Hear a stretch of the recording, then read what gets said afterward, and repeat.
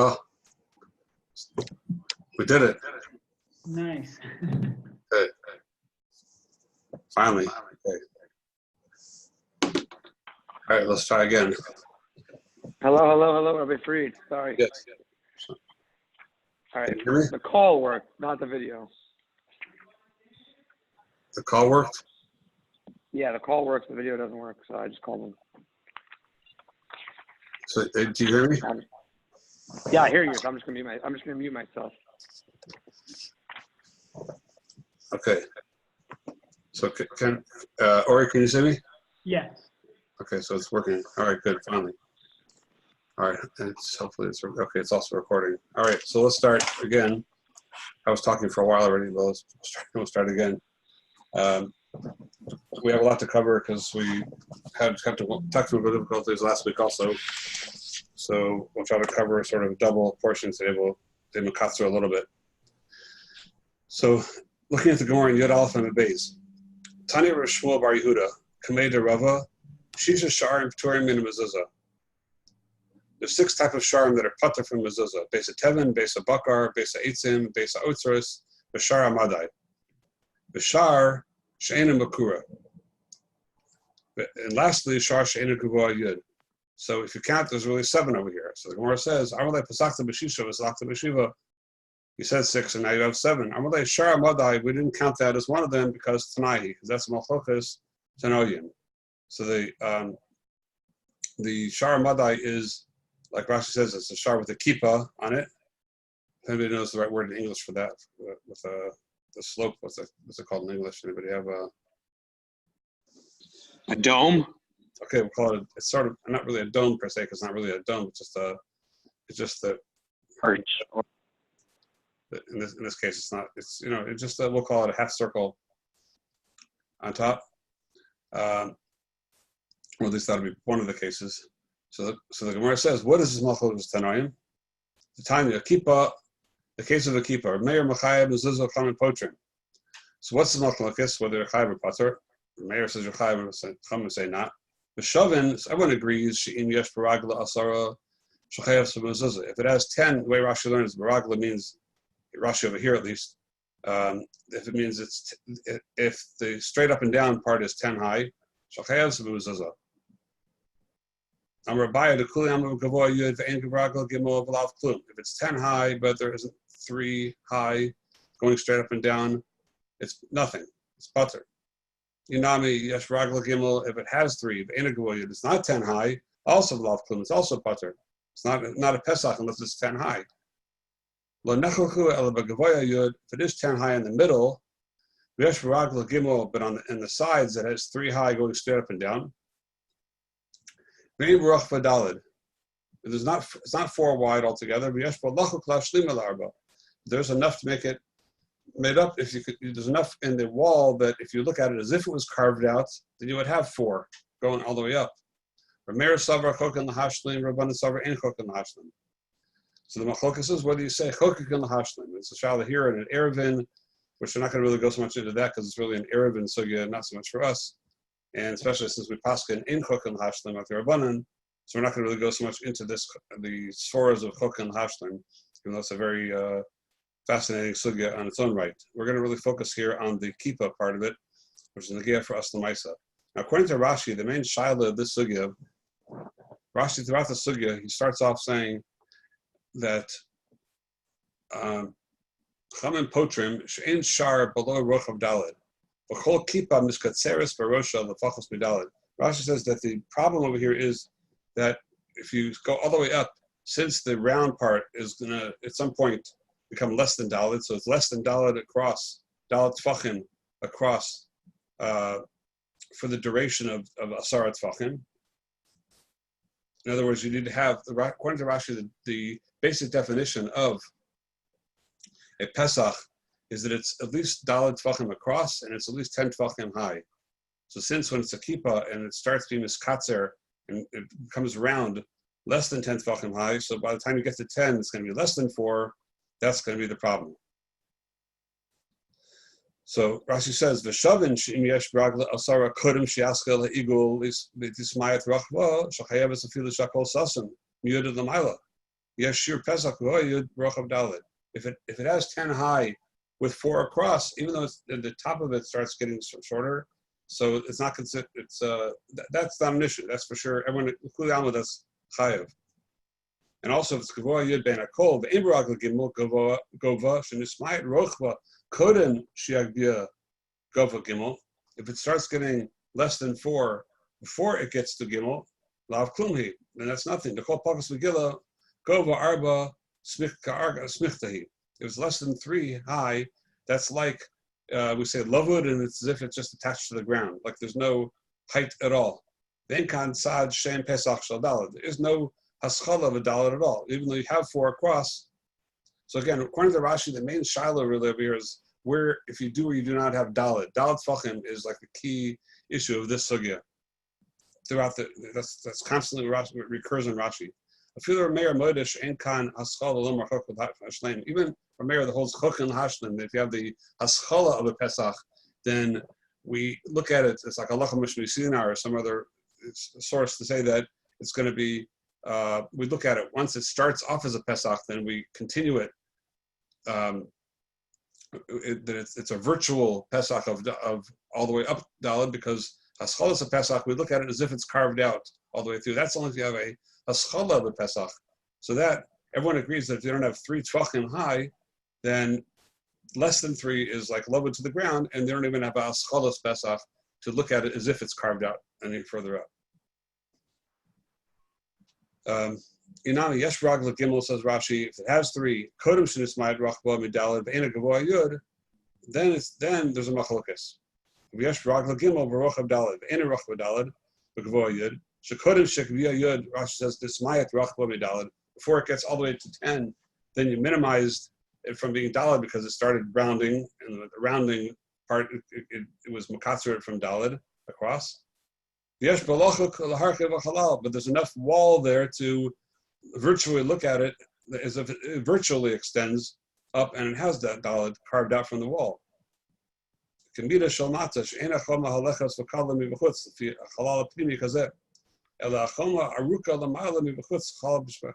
has 2 pictures on the side. One of them does not have any continuing wall. It's just like the Pesach itself, and there's nothing to extend itself to. And the second picture is that there's room to extend it and look at it as if it's carved out. So that's the machlokas for Meir. Rashi says, "Ho v'hiskel baba gimel rochav daled." Since you started off with at least 3 tvachim with 4 wide, shein Pesach alav. That gives chalosh shein Pesach. Then we're able to look at it because we say chuk and you carve it out to mashlim it virtually to say like you have a Pesach of. So it is actually 10 high, but the rochav daled, that's where we're hollowing it out to make it virtual like it have it. So that has a shein Pesach. And the Rabbanan say no, we don't say chuk and lahashlim. So that's according to Rashi. So you see clearly in Rashi that there's a definition of a Pesach is that it needs to be 10 high and 4 tefachim across. And that's the whole nidon in this sugya. The Rambam, however,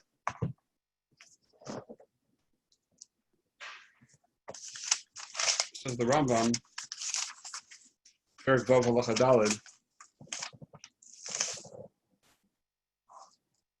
Bais Yeshbo Mezuzah Mikan and Mezuzah Mikan, Kipa Kamin Keshes. If you have a mezuzah on either side, and then you have a kippah like a keshes, like a bow, or a keshes could be like a call it in the sun, the rain. My mind's not working. Rainbow.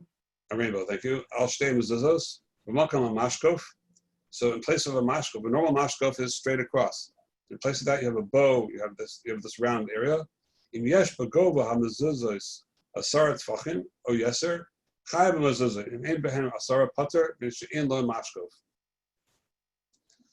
Rambam says that first of all, it's clear in the Rambam that the only definition of mezuzos is straight up and down.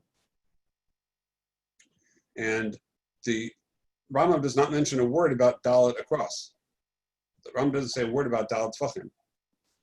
So clearly the question in the Gemara is not like Rashi, that the question is how to get to a shear of Daled. You're starting off with Daled, and or chokek lahashlim or not to go to dalid, it's a very different question. It's a question of whether or not we are we say chokek lahashlim to make mezuzahs asara. And the Gemara does talk about dalid, which I'm not sure how. It's a difficulty in the Rambam how we learn it because the Gemara says the case was of the Gemara the yesh ragla gimel ve'im ruach v'dalid, but the Rambam seems to leave that out, or that somehow is only going to get to the question of chokin lahashlim. Once we don't ask in chokin lahashlim, maybe perhaps the Rambam holds that we're only going to say chokin lahashlim for some reason when it's 4 across. So there's more strength to that Pesach to be able to say chokin lahashlim. Once we don't say it, then dalid is not the nidon at all. It's not the question. It's all in the question of do you have 10 high of 10, you have asara of the straight zakuf, of straight up and down mezuzahs on the side or not. That's the entire question over here.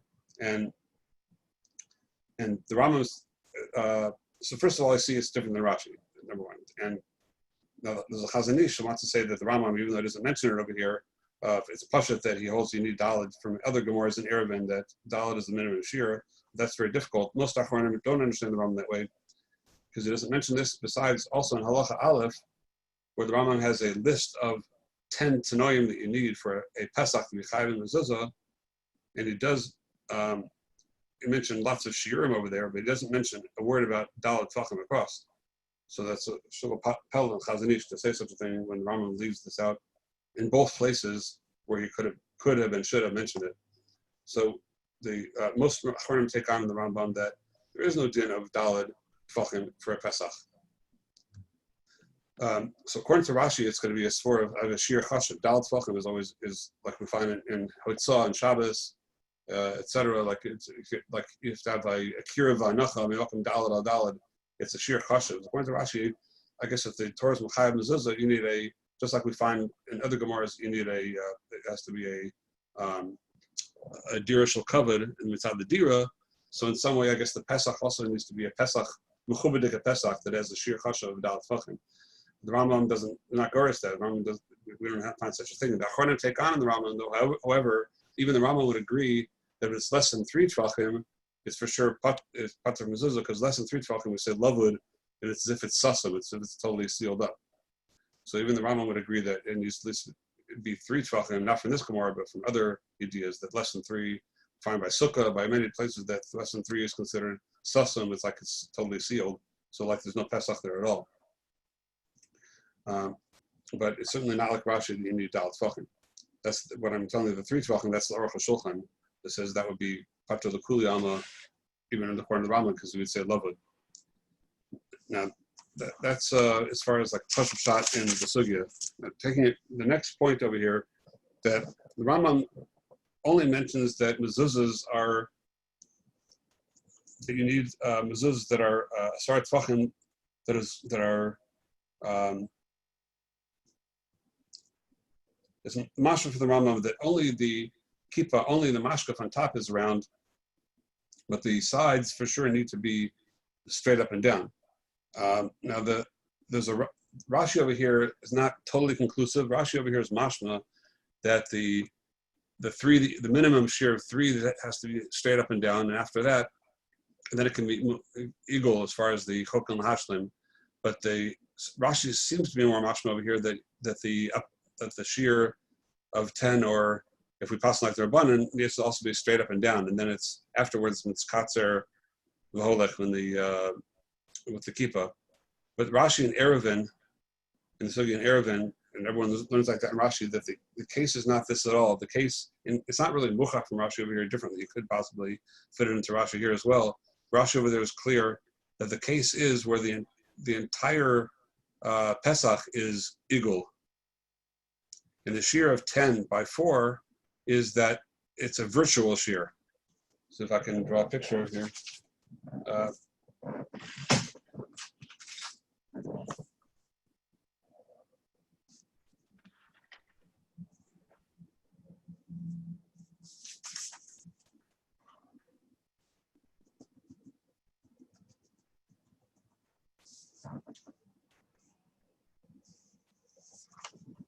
Here, if you see this picture, it's not the world's best picture, but in other words, the entire thing is round, but there's a virtual. Theoretically, you could have a shear of 10 going up and 4 going across if you would have straight lines. You have virtual straight lines up and a virtual straight line across to make it 10 and 4. But the entire thing, according to Rashi, is really in Igul. So that's according to Rashi in Erevin. Now, it comes out to be a very major machlokas over here. A real big question is halacha l'maisa. According to Rashi, it's clear that until the definition of the mezuzah as opposed to the mashkof, according to Rashi, in all these cases, we see from Rashi here and Rashi in Erevin as well, is that the definition of the mezuzah is going to be anything up and down or even crooked or round, as long as there's still 4 across. The whole shear of up to 4 across is considered the mezuzah. Even when it's kulo round, that's okay, as long as you can virtually draw a straight line up and down to the 10 with 4 across. So the more you can, the higher up you can extend that virtual, those virtual lines, with you can extend that higher and higher with the 4 across, even if it's 10, 20, whatever it is, up until 4 across, the sides are still considered the mezuzah, and then above that will be considered the mashkof. Even though there's no physical hecker between the mashkof and the mezuzah, they both are they're all round. They're just one contiguous round line. But the definition is a virtual definition of mashkof. Mashkof will be the part where it gets less than 4 across. That begins to be the mashkof, and up until then is the mezuzahs. So according to Rashi, the entire part up until up until it gets less than 4 across is all kosher to put the mezuzah on. Right, at least the upper third, cholapakas. We need shlish elyon. We learned previously you need to have shlish elyon, the upper third. So the upper third will be the upper third of the entire round eagle up until the point that it gets less than daled across. That'll be the shear of daled. Whereas according to the Rambam, first of all, that case would be pater legamri according to the Rambam, because there's no straight up and down mezuzahs. So let's say a case where, let's say Rambam's case would be, let's say you have 10 tefachim high of straight up and down, and then and it's much more than 4 across, but the Rambam doesn't go by that. But after that begins to round. So now, according to the Rambam, the round part is no longer mezuzah at all. That begins the mashkof. You see clearly in the Rambam that we'll speak more about this. It's a very strange point in the Rambam, but sof kol sof, the Rambam is saying clearly that the mashkof begins where the mezuzahs end, and the mezuzahs end where it stops being straight up and down. By definition, mezuzahs means straight up and down, and mashkof means, at least the pashut shot in the Rambam, that's why simple reading of the Rambam is like that. We'll see there might be one case different. So, but so now it comes out a tremendous nafkamina between Rashi and the Rambam. That let's say, for example, you have a case where, let's say you have a door that goes, I don't know, let's say 10 tefachim high, straight up and down, and then it continues to slightly be rounded, and there's for a while there's still daled tefachim across, but it's rounded already. So the next 10 tefachim, let's say, the next 10 tefachim are rounded, but there's still more than daled across, and only after the second 10 tefachim, so then it becomes rounded less than daled across. So now we have a major machlokas between Rashi and the Rambam of where the mezuzah should be put. Halacha l'maisa, where should we put it? According to the Rambam, you would have to obviously you'd put it in the upper third of the 10 tefachim which are straight up and down, because only that part is the mashkof. Where above the mashkof that's the mezuzahs, and up above that is the mashkof. So you clearly don't put a mezuzah on the mashkof. It's puzzle and mashkof. You have to put mezuzah on the mezuzahs. Whereas according to Rashi, even though you go 10 and 10, the second 10, which is rounded, also is a mezuzah. Because as long as there's 4 across, it's still defined as a mezuzah. Only when you get above the second 10, does it get less than 4 across. So that rounding is slowly rounding. A lot of this rounding is still a mezuzah, it's still 4 across. Only here, it's less than 4 across, then it becomes a mashkof. So where's the Shlish Elyon? According to the Rambam, the Shlish Elyon is the upper third of the bottom 10 tefachim. According to Rashi, it's going to be the upper third of 20 tefachim. Of all 20 tefachim. So it's going to be the upper 3 tefachim. The upper 7 tefachim, which is 13 tefachim high, all the way to the top. That'll be the place to put the mezuzah, that upper third. Completely different place. Whereas if you put it up there, according to the Rambam, it's puzzle, you're putting it on the mashkof. According to Rashi, if you put it in the Rambam's place, it's puzzle, because it's below the upper third. So this is the quandary of the Taz. Right, the Taz speaks about this by Riches. We had it in Mar Makamos. What do you do? So the Taz wants to say a chiddush that you don't really look at the even according to the Rambam, you don't look at the actual the Pesach is not defined by only up until where the 10 tefachim are straight up and down. As long as according to the Rambam, is that as long as you have a minimum share of 10 tefachim up and down, straight up and down, then the entire open area is considered a Pesach. And therefore, also, the upper round part, the rounding part, is once you have 10 below it, then it's also nichlal in the Shem Pesach. And the Shem Pesach is going to be up until the point where it gets less than Daled. And with that, somehow he'll agree to Rashi, and therefore the Kuliyama, the Rambam would agree to Rashi, But the Rambam doesn't hold the Dalet, so you would think he'd go up the entire way, even where it gets to 3. Yes, so somehow the Taz seems to be misalim from that. But it's a good question. But even the bigger question, all the Achronim ask on the Taz, is a steer minei obey, because the Taz understands shot in the Rambam that the definition of mashkof is not really absolutely dependent on straight up and down or rounded. Rather, the definition of mezuzah as opposed to mashkof is that there needs to be a physical heker which delineates that one is one and one is the other. In other words, even Lu Yitzur, Lu Yitzur, according to the Taz, the way he learns shot, that let's say the first 10 were rounded, and then above that would be straight across. So it's clearly that one is one and one is the other. Or let's say the bottoms were not rounded; they were even slanted. They were going at an angle, and then there's a straight across. So clearly, what's straight across is the mashkof, and what's below that is delineated that those are mezuzahs. So it's not really be'etzim straight, according to the Taz. It's more a delineation of, you have a physical, as opposed to Rashi that is telling in a shir dalad, you need a physical delineation of what is the mashkof and what is not. So according to that shot, that's the Taz's own shot in the Rambam. We'll see it in a few minutes, another possible shot in the Rambam. But the way the Taz himself learns shot in the Rambam and the Chazon Ish, and most Achronim take on that shot halacha l'maisa in the Rambam. Then now it's a steer of the Taz minei obey. How can the Taz have this eitzah in the Rambam? Say Yotzei, if there is, we are talking about where it's straight up and down, and that's why the Taz starts off saying that it gives it a Shem Pesach. And then you have a rounding part. The Taz says once it's a Shem Pesach, then that's also a Pesach. The Taz himself says that if it's the reason it's considered a mashkof when it's rounded above the straight is because there's a physical delineation between the straight and the round. What is straight, that shows that's mezuzahs. What's rounded, that becomes the mashkof.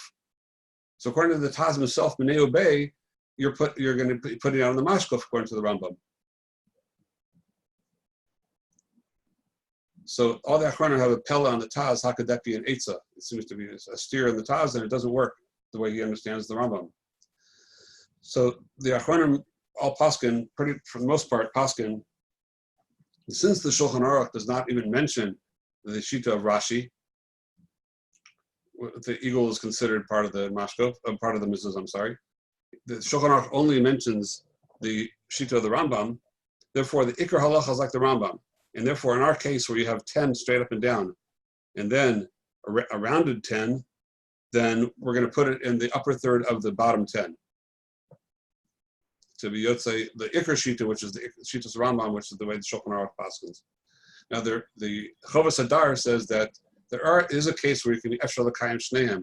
Let's say it's 10 straight up and down, and then it's rounded, begins rounding after 10, and it's 2 Tvachim rounded until it gets less than Daled.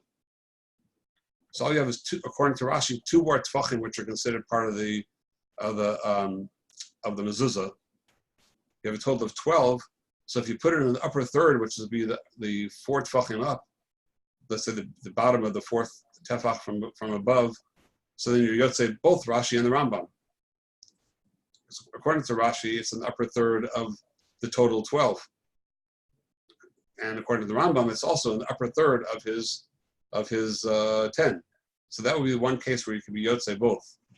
But if it's anything more than 2 going above that are rounded above, and there's still 4 across, then there's no way to be Mekayim both. And since it's not, the Iker Halacha is like the Rambam, so we're going to put it in the upper third of the non-slanted part, on the up and down mezuzahs. And some poskim want to say that. Doesn't the Rambam hold that it has to be Tchilah Shloshayim? Yeah, but it's not likuva. It's still not. It's as long as the Rambam holds, as long as you don't put it in the upper tefach, then it's not likuva. Yes, you should put it there. That's like a chatchila, but it's not makiv. So if you can be kind both shitas, then you should. So you'd be and the Maisa, yeah, you'd be kind both shitas that way. If you put it in the bottom of those upper 2 of the Rambam, so then you can't put it in the highest tefach, because the Rambam holds that's also makiv. So it has to be in the lower of the 2. But then you have Rashi and Rambam in that case. But that's a pretty rare case, because most psachim, even if they have an eagle on top, they have a kippah, it's far more than 10 tvachim where it starts to have an eagle. It's not too common to have it. Maybe in the old city of Yerushalayim you have some cases like that. Might have a few cases like that, where the whole thing is an eagle, but it's pretty rare. And in the case of the entire thing is an eagle, which that's chayav only according to Rashi in Erevin, because you have a virtual 10, as long as it's 10 across virtually and 10 high and 4 across at some point. So then that's only chayav according to Rashi. So according to the Rambam, it's patra legamrei, and according to the Dasa Shulchan Aruch. But according to Rashi, it's chayav. So the poskim say that you should put it there without a bracha to at least be yotzei shitas Rashi, but without a bracha because of the Rambam of the Shulchan Aruch. Now, one last point in the Rambam, that Rambam's lashon is very shver, where he says that if it has 10 tefachim or more than is chayav in a zuzah, and if not, ein behem asara pater mipnei she'ein la mashkof. If it doesn't have 10 high, then it's pater because the kippah, if there's 10 but there's a kippah, ein la mashkof. So obvious question, the Kesef Mishnah asks the question, Sarachiyun, that if the kippah is considered a mashkof, then even if it doesn't have 10, it's a mashkof, it's just missing 10. And if it's not considered a mashkof, what does it help that you have 10? So what's the pshat in the Rambam? That the problem is because of ein la mashkof, it's a pele l'chora. So what I thought pshat in the Rambam could be is there's a ritzvah over here, it's mashma, that the following. Chiddush, the ritzvah is, and it's actually Rashi and Erevin like this, that a different Rashi and Erevin that they bring down. The ritzvah learns that when you have if you have a 10 high, mezuzahs that are 10 high, and then you have this kippah on top, and then above the kippah there's a ceiling, like in a normal house or a normal, Pesach, you'll have a ceiling above that. So the Ritva learns that a mashkof, like a mezuzah, has to be straight up and down. Also, mashkof has to be straight across. It's just that the chiddush of this sugya is that even if you don't hold chokim lahashlim, that's to make up the shear. But if you already have a shear, like you have 10, a whole shear of 10, so then the chiddush of mashkof kippah is that the kippah is not considered a hefsek. And if you have the mechitzas that are 10 high, you look at it as if they extend all the way up until the tikra, up until the ceiling, and the ceiling becomes the mashkov. The ceiling that's above the 10 is considered the mashkov. That's the chiddush of the Ritva.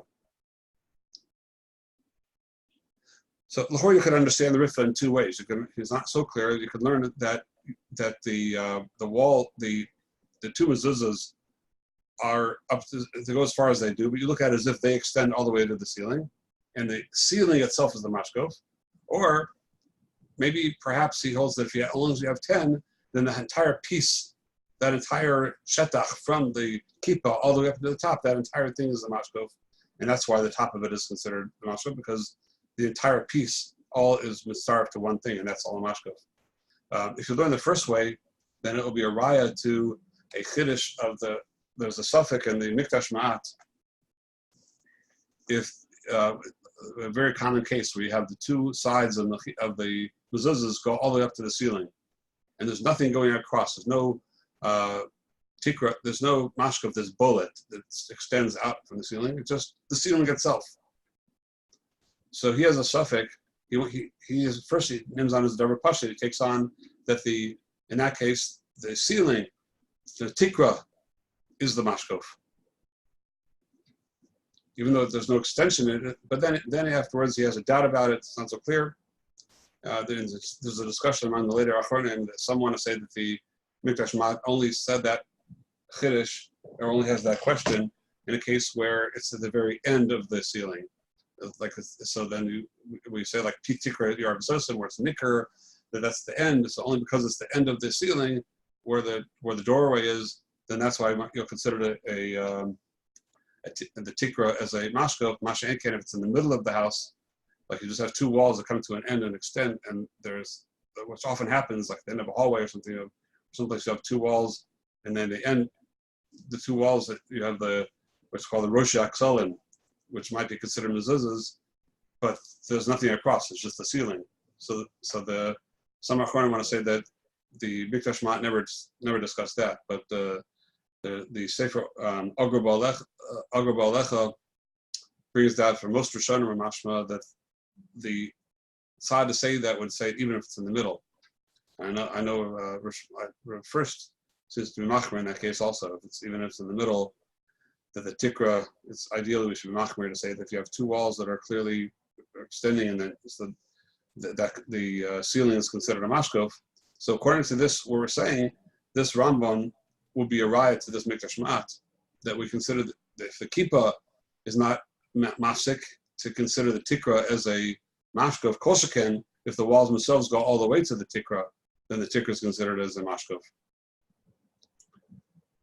So according to this pshat, then we have a beautiful pshat in the Rambam. It's a beautiful pshat that the only reason that we're saying that the walls are either extend to the ceiling, it's only because we have walls of 10.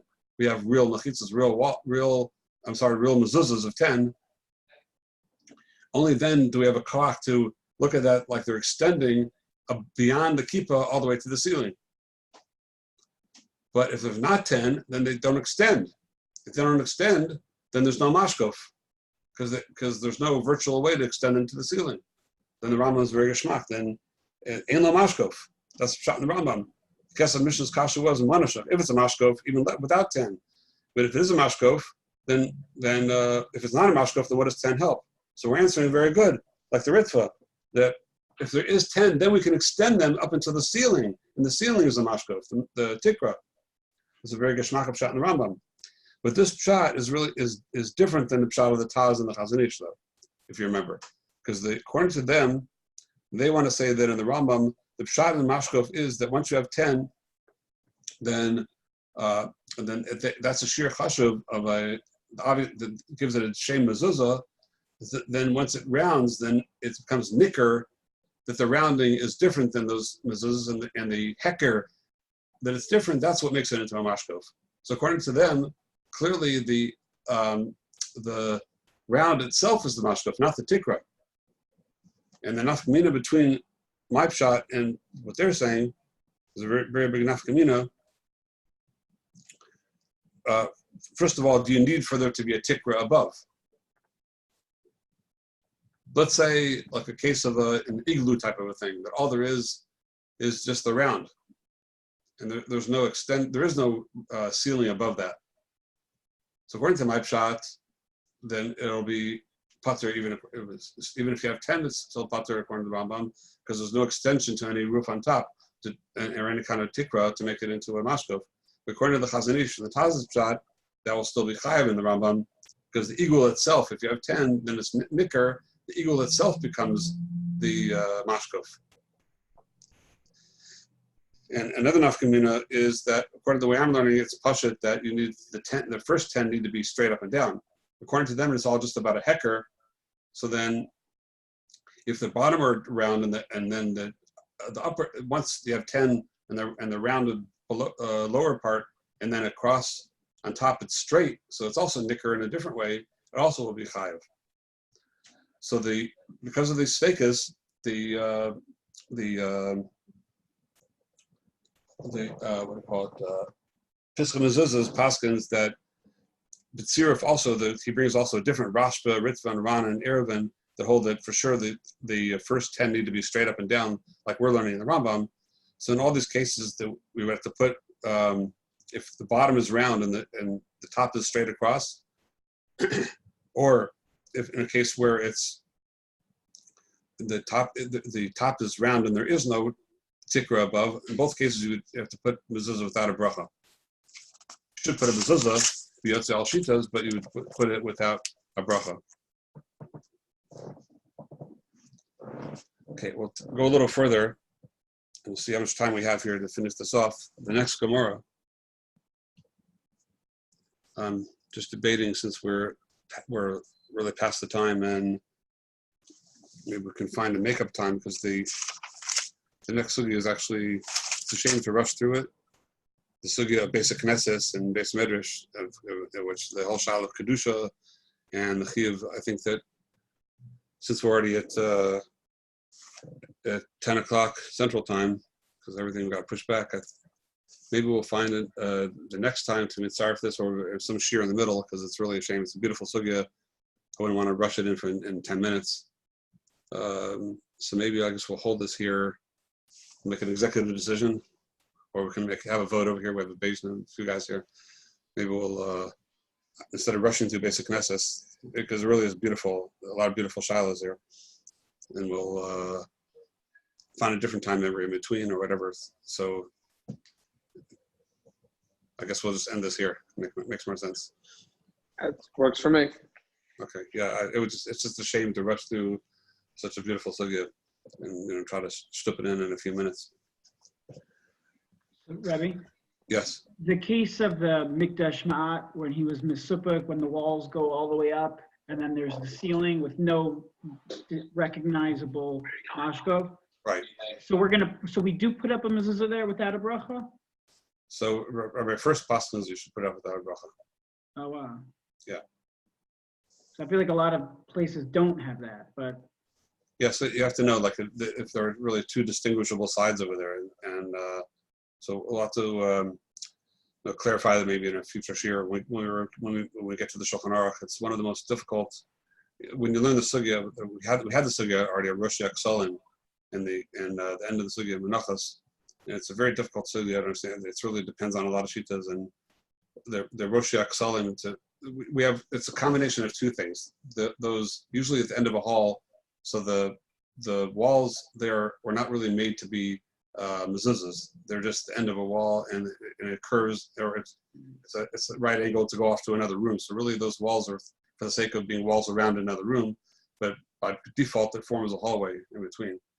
So you have two walls that are, to begin with, it's a chiddush to consider them mezuzahs, and then on top of that, there's just the ceiling. So we'll have to see if we're going to really be machmer in such a case. It might take something more than that. Maybe if only in a case where you actually have two mezuzahs that are put there, l'shem mezuzah, and then it's and then you have a tikra. Then we'll have to see. That would probably be more of a case. But it does create a chiyuv in places where a lot of people wouldn't expect, though. That's true. That is true. Okay. And I'm just going to, we're going to send out a notification that we wanted to do, but now we're going to really start this, is to try to have 15, 20-minute meetings with everybody individually, just to, see how it's going and get to know each other a little better. We'll try to be sending out emails soon and start scheduling those times. It's a shame. Okay. All right, Kultiv.